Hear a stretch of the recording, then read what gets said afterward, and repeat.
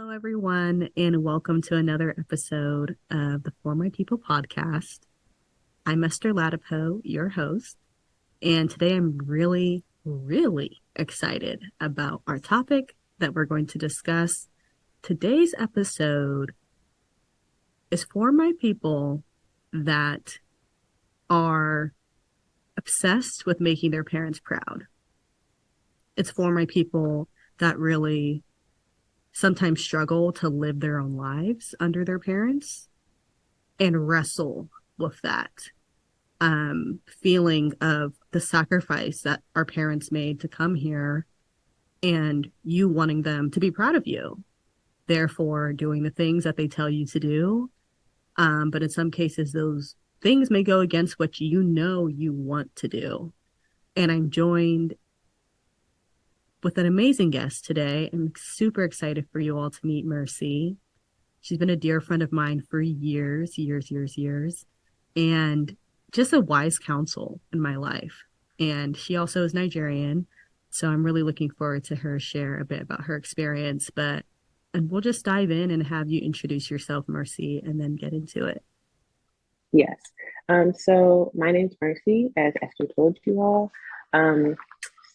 So a little about me, I'm a military brat. My father was in the military. So even though he was an immigrant to this country, he joined the US Navy.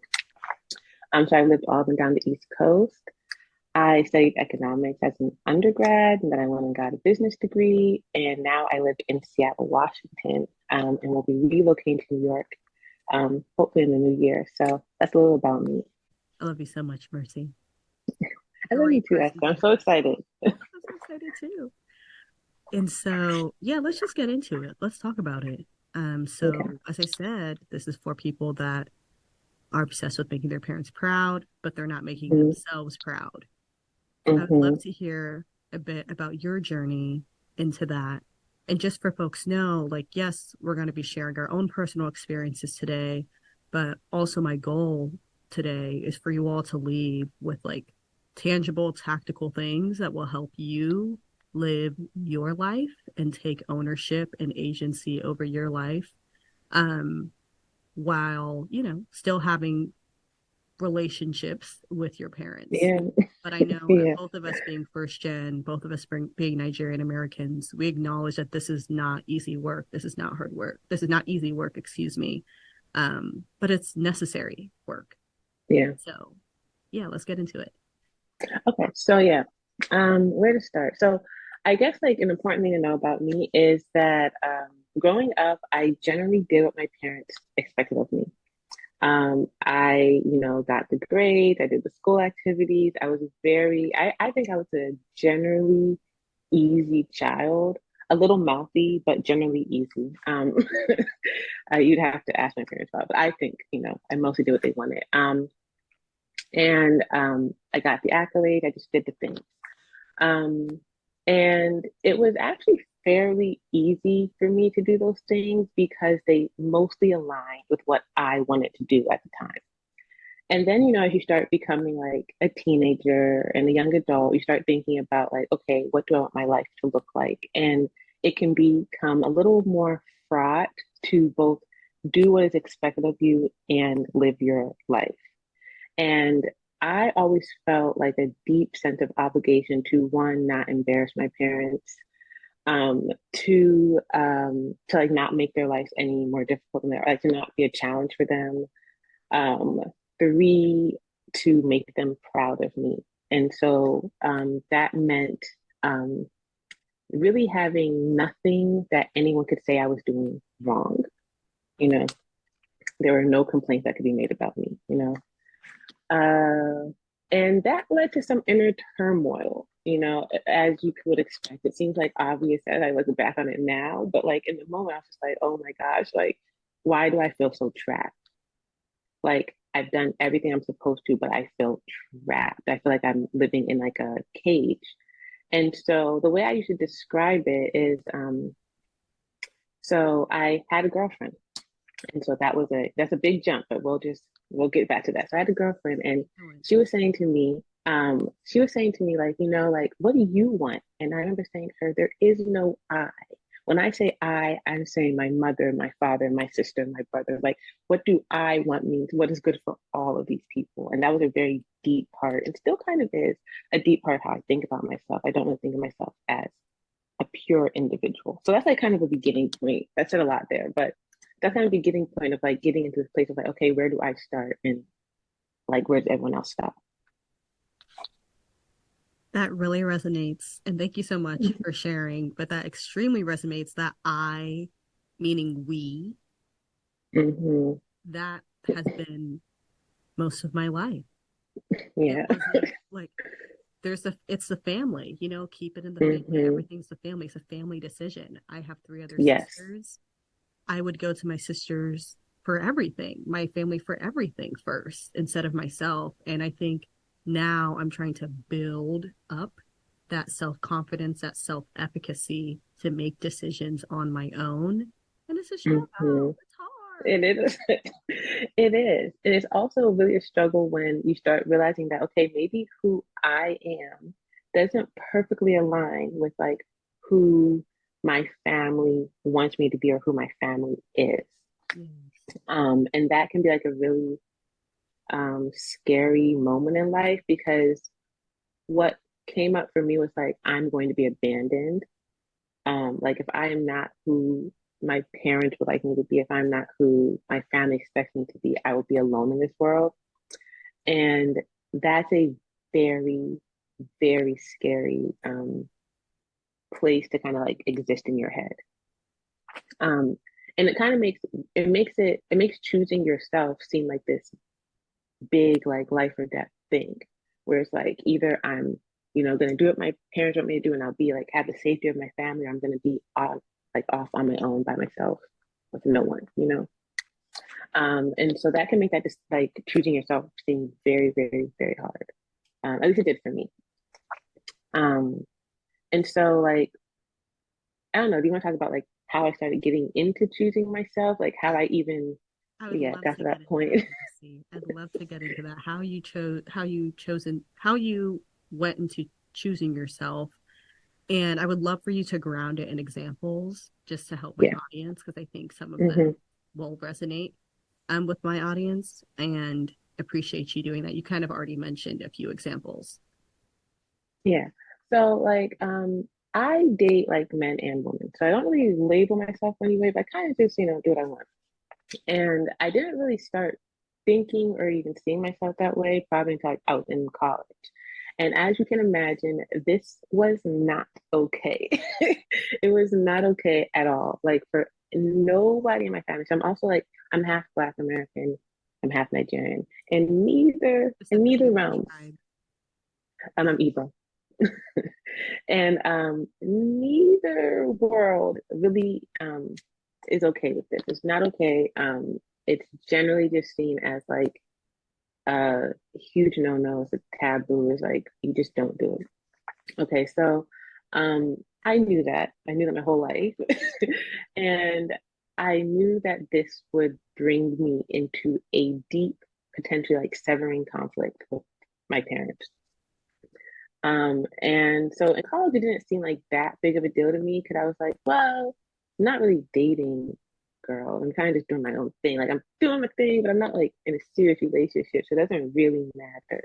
And so I could kind of like brush aside the conflict. And it wasn't until I started dating the girl that I mentioned before that I was like, oh, you can't really brush aside this conflict because you're in a relationship with her. And so what are you going to do? And so I dragged my feet on like dealing with it for a very long time. I just avoid it because um, to me, it was like, okay, like this is such a big thing to do that unless I'm going to get married, there's no point. Like, why even bring it up? Like, there's no point. Like, just leave it alone. Like, um, the kind of like chaos it will bring into your life is just not worth it. Now, that seemed like a reasonable thing, except it was creating chaos in my life anyways, because inside and within my own relationship, it was creating chaos. Mm. And I think in a lot of ways it actually contributed to that breakup. And it was that breakup that somewhat made me look at my life and say to myself, like, if you don't claim who you are, you can't really have a life. Like your life will actually always be, it's your parents' life actually. Like you'll look at your life one day and you'll look back and you'll say none of those choices were mine. So whose life is it really? And so yeah, that was a breaking point for me. And I just, even though like I had to, I felt at that point I was like, if I don't like basically come out to my parents, if I don't tell them, if I don't like claim this part of myself, I don't know that I'll ever have the courage to claim anything in my life. Wow. And so yeah, I wrote my parents a letter, and I said something kind of similar. Like I basically said like I know you are gonna like not I know you don't I know what you think about it. I know it's not okay for you, but I also know that like you've already lived your life. Like you've already had your choices. Yeah. So these are my That's choices. a Yeah. word, Mercy. Yeah. It was Had to take it was a lot. immense courage, so much courage. Yeah, and I also think I had like people around me who were kind of doing similar things and like working through similar steps in their life. So I had a really close friend who's also Igbo, and he was also going through a thing with like his own mother. And I just kind of was seeing like, okay, like it's possible. Like people like you may struggle through it, but like you can like you'll be okay struggling through it. And it's like worth it to be able to like choose for yourself what kind of life you're gonna have. And that's one of the questions that I had for you was like how you were able to do it. And it sounds like you really leaned on community. And I I want to did. know how you were able to establish that community, build that trust with people to be able to share with that Hmm. community. Because, our background, I guess specifically the Nigerian side, it's, keep it to yourself. Don't trust other people. Don't Hmm. talk to them. Da, da, da, Hmm. When I told my brother, he was like, kids just like hold on to it. Like, do they really need to know? Like, just let them be happy. Like just And I understood that response entirely because it was kind of like, you're right. Like I could just leave it alone, but it was breaking down like all of my relationships in a way. So it's like when you start like hiding one part of your life, everything kind of like there's a trickle effect where like I feel like I felt myself almost like not disappearing, but I was losing myself in all of it, like I wasn't really able to be fully present. And I'm like, yeah, it's really hard to like hide and like step into like your fullest self, like step into like your life. Like you can't really do both. Exactly. Dare I say impossible? I don't think you're able Yeah. to do both, which is a lot, and I think it's very scary for a lot of people when they realize that like, wow, if I'm under my parents' shadow forever, this is my life. I'm just going to do what Hmm. they expect Yeah. of me to do. And it gets to the point when you're, 28, 29, you're not even living in their house anymore.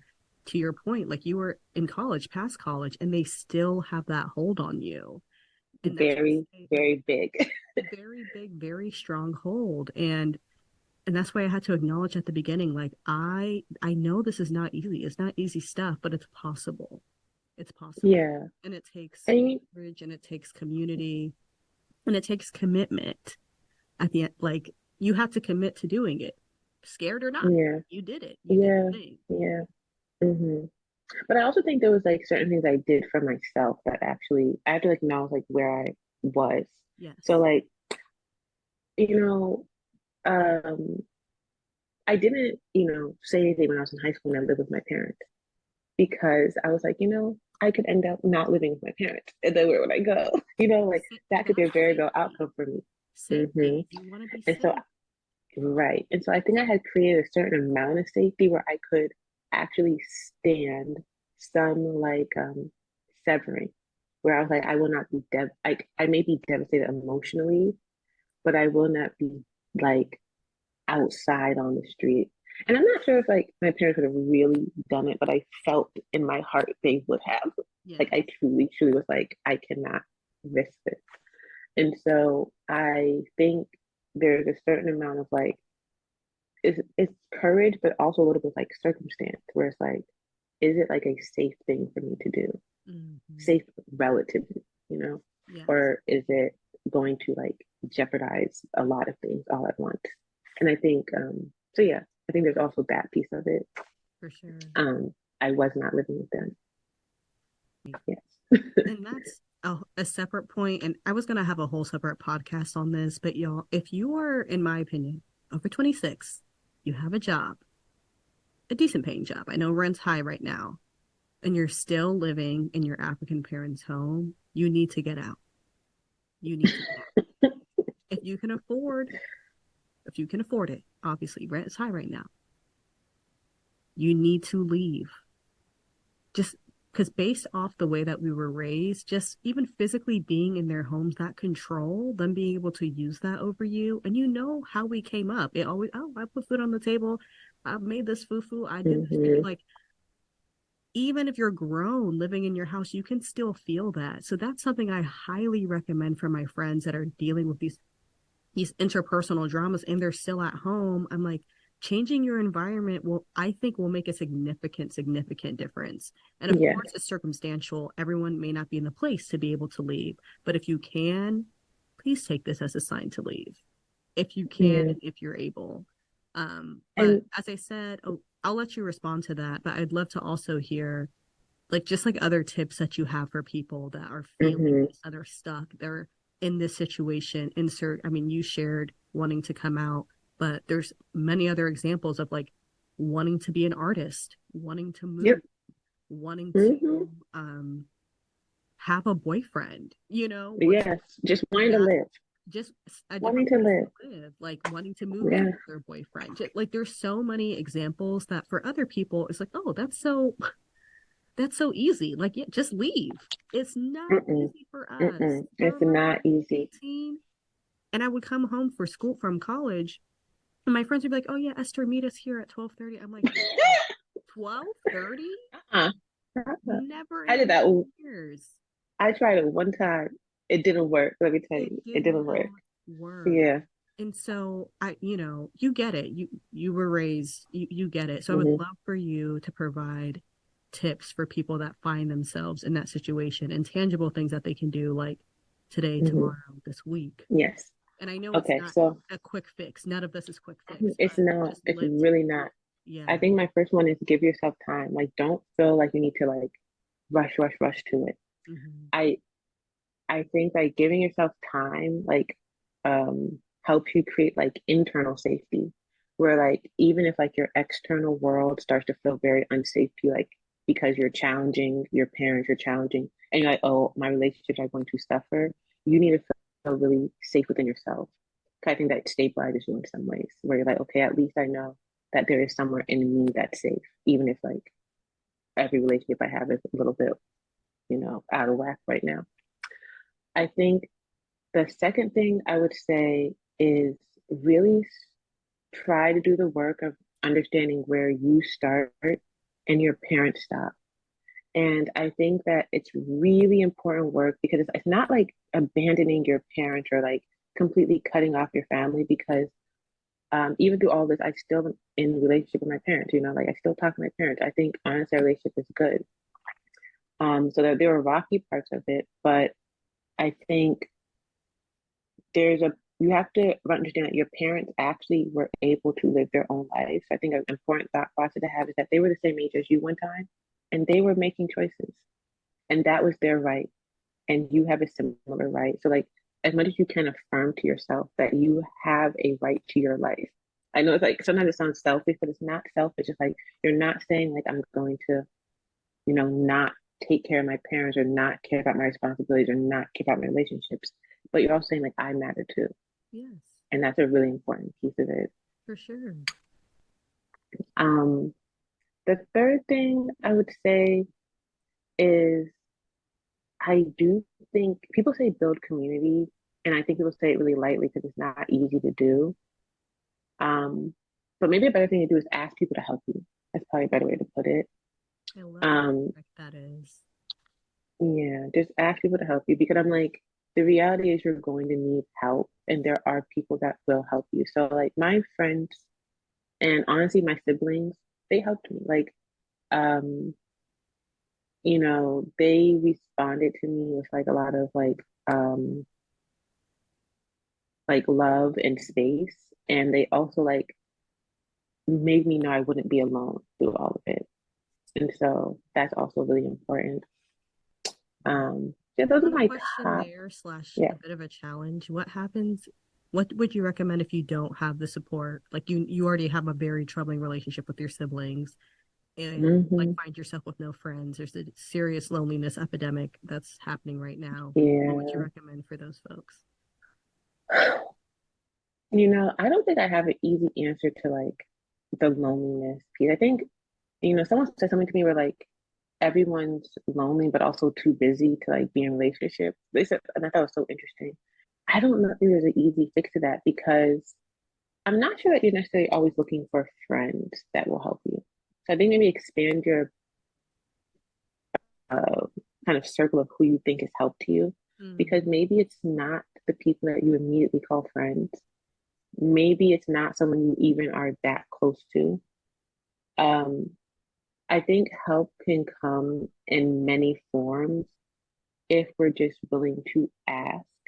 And I think something that I struggled with was asking for help in general. And I always thought like, well, why would anyone do this? But the more I have like basically tested it, I found that like people are much more willing to help than I ever expected, even complete strangers who owe me nothing.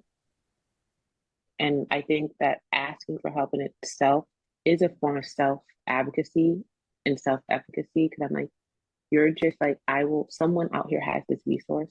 Someone out here has, and I just have to ask. I have to ask until somebody says, maybe I can do this for you, or maybe I can offer you this like resource or space, or I don't know. I think it's really hard. So I just like, I don't want to give like a trite answer because I'm like, I don't think it's easy. I think we've Yeah. been keeping it real, letting folks know that it's not easy, but I think it's very a fair point to tell folks to consider other people that they may have not thought about. Like I feel like we all at least have that one kind of cool older cousin or like even cool auntie that we know would actually keep it on the low. Things like that. So I love that point of just expanding that circle. It may Hmm. not be your brother, it may not be your sister, it may not be, your best Anyone you friend, really talk to on a day to day anyone you really basis. talk to. It could It be may that be a random person. it really could be a random person. It could be that person in that resource center in your school or that person that you're really close with in 11th grade that they are now they overcame what you are trying to Hmm. overcome and just reaching out to them. So I really appreciate that point. But you were also going through a list of like tangible things that you would recommend for people to do. Anything else? Yeah. I also would really recommend. So, like, there was a time in my life where I really journaled a lot, and people always come back to journal. I think they'll say it a lot, but journaling really did help me. But it only helped me in retrospect. So, in the moment, journaling did not help. But going back and reading my journal actually helped because it made me. I could really see like my thoughts changing and also like my situation changing. So even though sometimes it felt exactly the same, I was like, wait, that's actually different. Like when you're not the same person that wrote this thing, last year, your life is drastically different. And being able to see that I am making progress, even if it's not immediate, huge, massive things, was important for me to be able to keep going.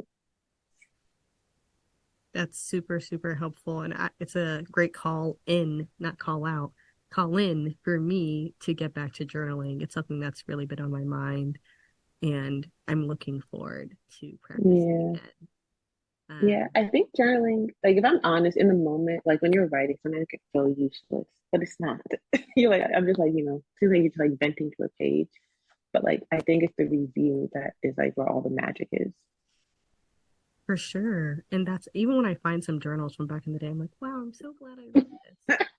Right? Or like, I'm so glad I remember, like, I can like see like the version of myself I was and now see who I am. Yeah, for sure.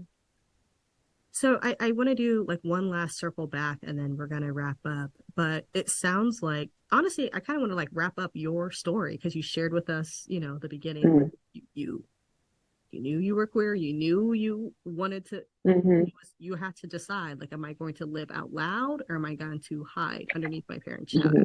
And you decided to step into the light and share it with your family. where are y'all now? I think, and you Oh, mentioned that y'all are cool, y'all yeah. are good. But So, I just think it's important to share to let people know, like, you're not gonna die. Like, they're living, because sometimes you're you should just yeah, kill me. yeah, You fall on know the what I mean? floor, roll on the ground, Like falling on the actual floor and rolling. Yeah. and Uh, rolling and the fear that you feel to tell them. It's what keeps you yes. from not sharing these things. Uh-huh. But Oh, okay. yeah, Yes. tell us. Yeah, yeah. So one thing is your parents are adults. They can manage a lot of things. Being queer or whatever is not the worst thing that's ever happened to them. I'm like, yeah, no matter how dramatic, I'm like, you've overcome more. You'll be okay. So there's that. Have faith in them. They can get over it. The second thing is, um, so where are we now? I think my parents are probably a lot more at peace because I'm dating a man. So in their hearts, they probably feel a lot more like, wow, thank God. When I introduced him to my dad was like, oh, so you like him? I was like, "Mhm." But you know, Oh goodness, Uncle. that's my dad. But I think even before that, I think initially there was, I wouldn't say it was like a good time. So I don't want to, deceive anyone. Yeah.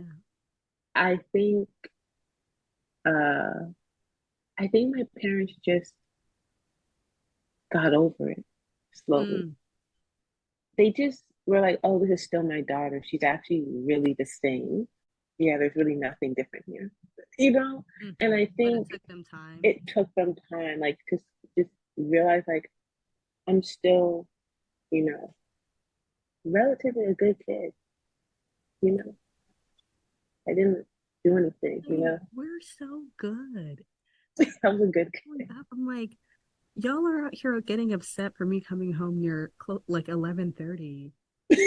Good kid. Like I didn't do Yeah, anything bad. We were at Steak and I didn't Shake. do anything. Like I Yeah, didn't do like, anything bad. yeah. And then there's people out here doing that. Yeah, like they That have is real not problems. I'm like, me. I'm not a real problem. Yeah, Yeah, and I love what you said, to have faith in your parents and to trust that they will have faith in you because they know you, they raised you, and yes, they'll be able to, like you didn't change. You've always been you. You know what I mean? So yeah. whether it's insert you coming out to your parents or insert you deciding to not become that doctor, changing your major, going to art Mm-hmm. school, moving out of your hometown, moving out of their house, Yes. at the end of the day, it's your life. They will still love you, and Even trust if it that takes them some time. even if it takes them some time to get there. I agree with you, Yes. but Yeah. trust that they will, hope that they will, Yeah. believe that they will, and act on that instead of believing that, man, this is going to kill them. This is going to, like, and just that Mm-hmm. thought pattern that we have, that if I say this, they're going to die. Very They won't. toxic.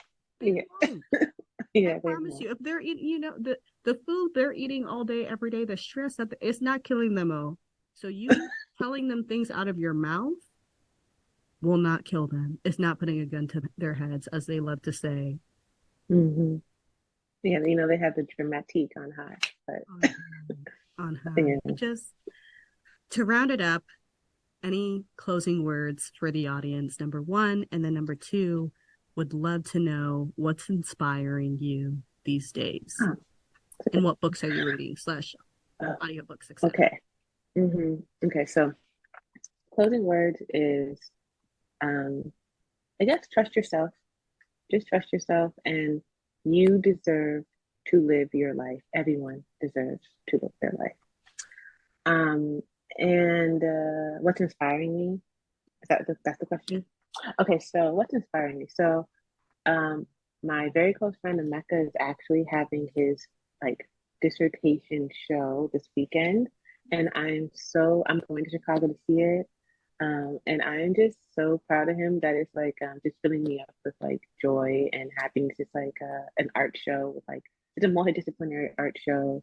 If you're in the Chicago area and you know the Southside Community Art Center, you should definitely stop by and see it. It's up till December. So yeah, that's really inspiring me. Um, and what am I reading? I'm reading Who Fears Death by Nnedi Okorafor. Okay. I'll definitely have Yeah. to add that into the show notes for people to check it out. Yeah, check it out. It's a good book. Awesome. Thank you so much for joining me, Mercy. Appreciate your vulnerability, you keeping it real, and just your energy. Love you deep. Yeah, of course. I love you too, Esther. Have a good rest of your day. Thank you so much for listening to another episode of the For My People podcast. Please share this episode with someone that you think may get something from it. You never know if it's on your heart, if you're feeling it in your spirit to send it now. You won't regret it. And thank you to everyone who has sent me very encouraging messages, who have reviewed the podcast. I love a review. If you've listened to a couple episodes, you're able to review on Spotify and on Apple Podcast. That helps my podcast reach new audiences. So thank you in advance for doing that. And feel free to join our Instagram community, formypeople.podcast, and DM me there. Until next time.